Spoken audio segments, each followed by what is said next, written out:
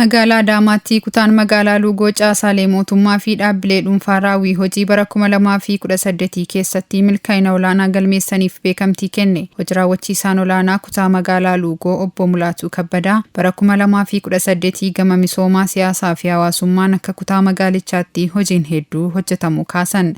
Bara 2018 karoora hiixataa xiiqidhaan guutame injifannoowwan gurguddaa galmeessisuudhaaf karoorfannee hojiiwwan kana galmoota gurguddaa magaalota qabatame milkeessuudhaaf hojjechaa turreerra. Milkaa'inoota argaman keessatti caasaalee mootummaa sadarkaan jiran abbootii qabeenyaa dhaabbilee dhuunfaa fi hawaasni kutaa magaalichaa shoora guddaa bahachuu himuun galateeffataniiru. Beekamtiin kenname kan darbeef galateeffachuu hojii itti aanuuf si'eessuuf ta'us heeraniiru. Kana keessatti humni misoomaaf qophaa'e abbootiin qabeenyaa keenya dargaggoonni hawaasni keenya hundi tumsa gochuudhaan hojiiwwan cucculuqaa galmeessuun danda'amee jira.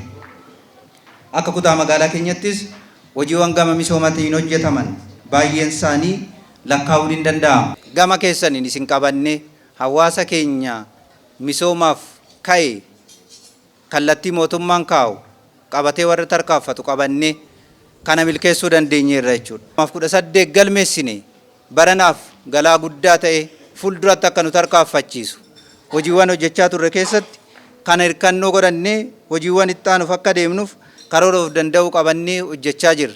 Hojiiwwan bara kanaa keessatti gaheen hawaasa keenyaa iddoo olaanaa qaba. Kanaaf ulfaadhaa baay'ee galatoomaa jechuun barbaada. Saganticha irratti kan argaman itti gaafatamaan siyaasa paartii badhaadhinaa damee magaalaa Adaamaa obbo Soorichaa Asfaaw yaadamni paartii badhaadhinaa olaantummaan akka lafa qabatuu fi hojiileen ijaarsaa fi siyaasaa bal'aan hojjetamaa turuu ibsan. Iccitiin waa tarkaanfachuu arguu fi milkaa'uu tokkummaadha.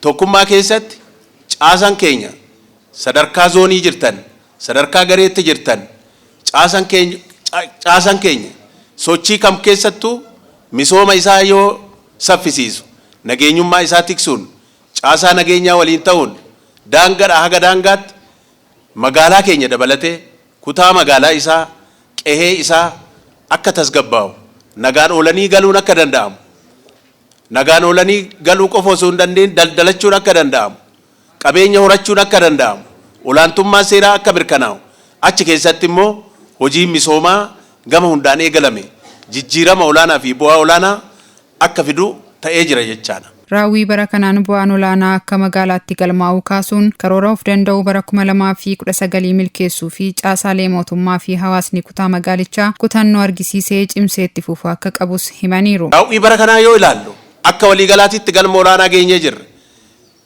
Galma olaanaa fiduu fi jijjiirama olaanaa fiduu waan tokko ta'e kana olitti cimnee yoon hojjetin fuuldura keenyas qormaan hedduun akka jiru immoo laaluu qabna jechaadha.